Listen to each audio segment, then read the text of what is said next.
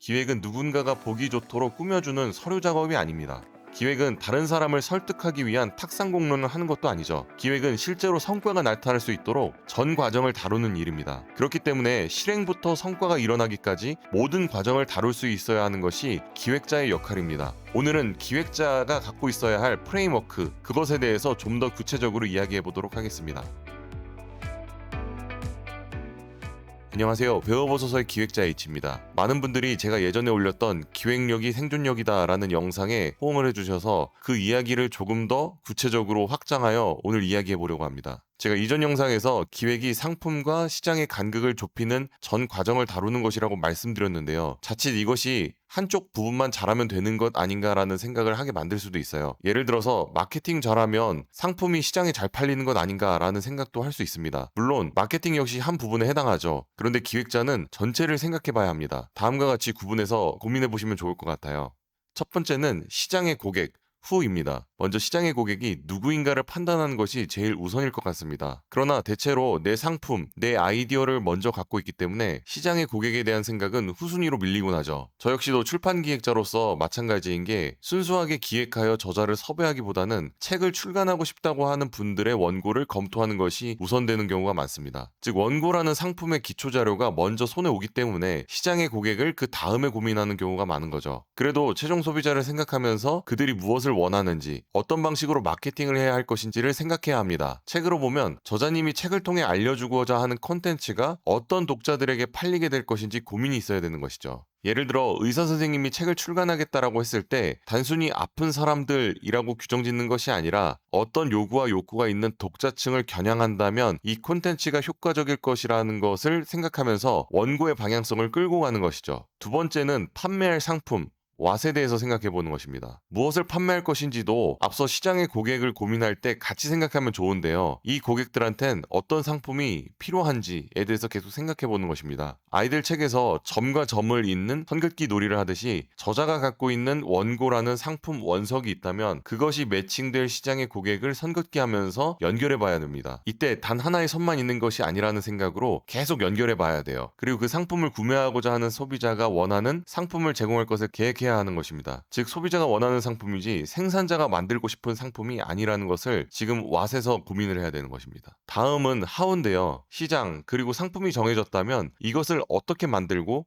또 어떻게 판매할 것인가를 고민해야 합니다. 책의 경우 정해진 프로세스가 있습니다. 원고를 가공하고 디자인 작업을 해서 책을 생산하여 유통하는 정형화된 과정이 있죠. 책의 형태가 제각각이기도 하고 가공 방식이 또 다양할 수도 있지만 결국 정해진 틀 안에서 만들어지기 때문에 어떻게 만들 것인가는 큰 고민거리가 되지 않아요. 그런데 만약 여러분이 금형을 만들고 사출업체를 찾는다든지 소량 생산할 것인지 혹은 대량 생산을 해야 하는지 고민하고 있고 상품을 만들 것이 아니라 소싱을 할 것이다 라든지 혹은 외주를 어떻게 해주고 물류는 어떻게 관리해야 될 것인지 등 많이 고민해야 되는 상품이라면 이 어떻게 만들 것인가에 대해서 좀 더 심도 있게 생각하셔야 합니다. 이 어떻게 만들고 어떻게 판매할 것인가 때문에 아무리 좋은 아이디어도 세상에 상품으로 나오지 못하는 경우가 많기 때문이죠. 이 시장의 고객, 판매할 상품, 그리고 어떻게 만들고 어떻게 판매할 것인가 이 세 가지 단계에 있어서 우리는 계속 던져야 되는 질문이 있어요. 바로 why인데요. 누구에게 왜, 무엇을 왜, 어떻게 왜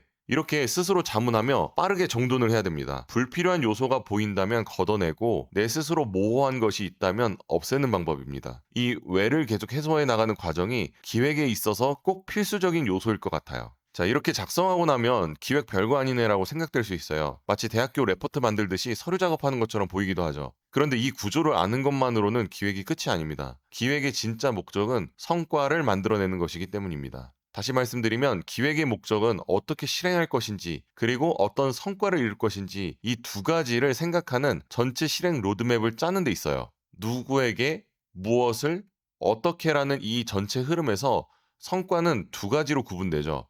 하나는 비용 효율적인 측면이고 또 하나는 수익 효과적인 측면입니다. 첫 번째 비용 효율의 측면은 얼마나 낭비를 줄였는가입니다. 비용을 효율적으로 잘 활용했는가는 무엇을 어떻게 만들었는가와 특히 관련이 있어요. 만들 때 품질을 높이거나 유지한 상태에서 생산 원가를 얼마나 줄였는가와 같이 제조업의 관점으로 접근해야 되죠. 제품을 만드는 것뿐만 아니라 소싱을 했더라도 얼마나 싸게 잘 들여왔는지를 판단하는 것이 바로 비용 효율의 측면에 있어서의 성과입니다. 두 번째는 수익 효과의 측면인데요. 얼마나 수익을 끌어올렸는가를 판단하는 성과의 지표죠. 수익 효과의 측면은 상품을 어떻게 잘 팔았는가와 관련이 있어요. 우리가 갖고 있는 상품을 목표하는 시장에서 판매하면서 어떤 부가가치를 만들었는가를 측정해야 하는 것이 바로 수익 효과 측면에 있어서의 성과입니다. 상품 하나가 있을 때 우리가 가치를 세 가지로 구분할 수 있습니다. 기본 정가가 있다면 하나는 원가이고요. 또 다른 하나는 부가가치입니다. 원가는 앞서 비용 효율의 측면에 있어서 관리해야 되는 대상이고, 부가가치는 수익의 효과 측면에 있어서 관리해야 되는 대상이죠. 즉 단순히 우리가 어떤 상품의 가격을 매긴 것이 끝이 아니라 이 정가를 매긴 것에 있어서의 원가, 그리고 얼마만큼의 부가가치를 얹어서 판매가 됐는지 이것을 판단하는 것이죠.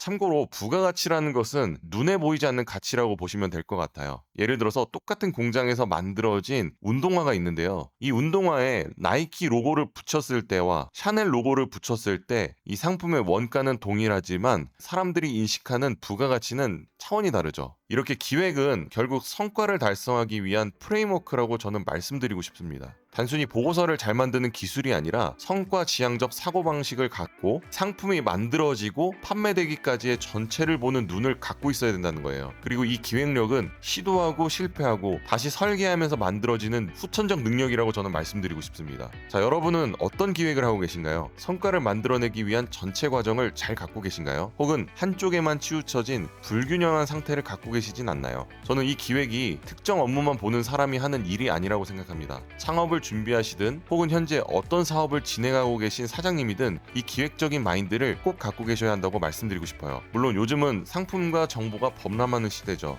그리고 시장의 요구가 시시각각 변하는 시대를 살고 있습니다. 명확한 것은 점차 희소해지고 있는데 이렇게 불안할 수밖에 없는 상황에서 우리는 어떤 기준을 갖고 살아야 할까 저 역시 고민하고 있습니다. 그래서 저는 배워보소서 채널을 통해 여러분들과 공유할 수 있는 도움이 될 만한 인사이트를 계속 만들어내겠습니다. 그럼 오늘도 배움이 가득한 하루 되세요. 감사합니다.